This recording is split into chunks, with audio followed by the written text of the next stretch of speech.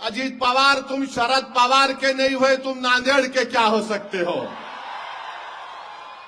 जो आदमी तुमको पाल पोस के बड़ा किया, तुमको मुकाम दिया, तुमको इज्जत दिया, तुम उसी को घर में बिठा के आगे बढ़ गए। ये अजीत पवार की पहचान है। नमस्कार, मैं हूं विजयश्री और स्वागत है आपका सियासत नगरी में। महाराष्ट्र में महानगर पालिका चुनावों को लेकर सियासी माहौल लगातार गर्माता जा रहा है।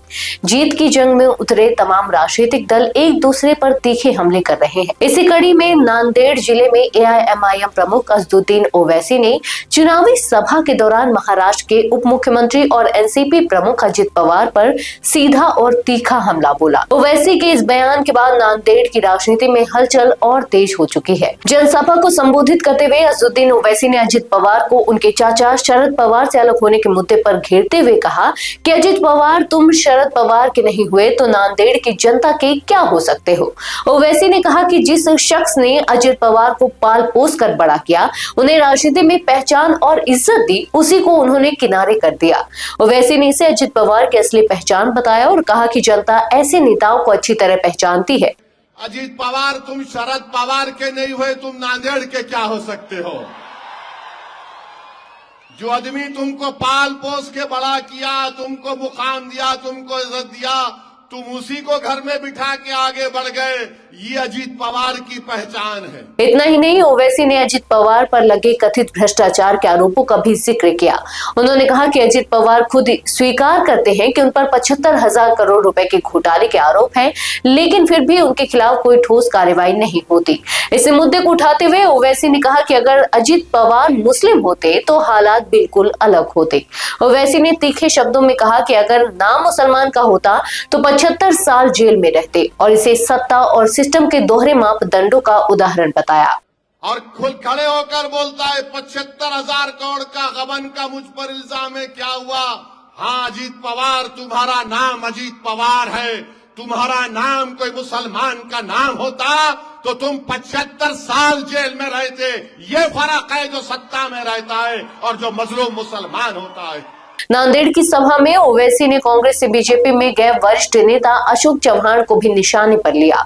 उन्होंने कहा कि अशोक चव्हाण ने बीजेपी के लिए बहुत कुछ किया, लेकिन इसके बावजूद उन्हें केंद्र सरकार में मंत्री पद तक नहीं दिया गया।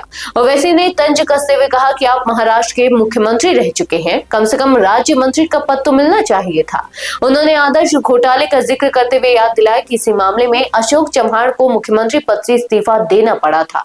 अशोक राव साहब, आपको क्या एक मंत्री पद भी नहीं दिए मोदी? इतना कर रहे आप उनके लिए, कम से कम मिनिस्टर ऑफ स्टेट तो बनाते आपको। आप तो महाराष्ट्र के मुख्यमंत्री थे। हाँ, ये और बात है कि आदर्श स्कैम में आपको इस्तीफा देना पड़ा। आप यहां पे भी खेल रहे, वहां पे भी खेल रहे, इधर भी खेल रहे।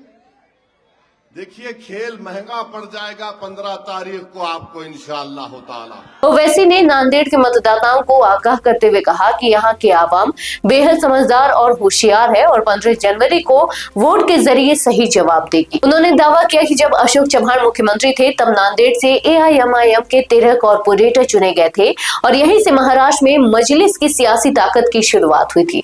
अपने पुराने दिनों को याद करते हुए ओवैसी ने बाला साहेब ठाकरे का भी जिक्र किया। उन्होंने कहा कि जब नांदेड़ में मजलिस को सफलता मिली थी तब बाला साहेब ठाकरे ने मुंबई के शिवाजी मैदान से पूछा था कि यह ओवैसी कौन है। तब हमने कहा था कि यह तो सिर्फ शुरुआत है, आज मजलिस मुंबई तक पहुंच चुकी है। तो बाला साहब ठाकरे आज दुनिया में नहीं है, वो बंबई के शिवाजी मैदान से बोले ये कौन है, ये ओवैसी कौन है, मजलिस कौन जीते? तो हमने कहा अभी तो शुरुआत है, बंबई तक जाएंगे और बंबई तक गए अल्हम्दुलिल्लाह। ओवैसी के इस आक्रामक भाषण के बाद साफ है कि नांदेड़ में महानगर पालिका चुनाव का मुकाबला बेहद दिलचस्प और तीखा होने वाला है, जहां हर दल पूरी ताकत के साथ मैदान में उतर चुकी है। आज के लिए बस इतना ही। अगर आपके इलाके में कोई राजनीतिक लापरवाही, भ्रष्टाचार या जनहित से जुड़ी समस्या है तो अब चुप मत रहिए, अपनी शिकायत हमें भेजिए। सियासत नगरी आपकी आवाज को मंच देगा और जवाबदेही तय करेगा, क्योंकि अब हर सवाल होगा सीधा सत्ता से।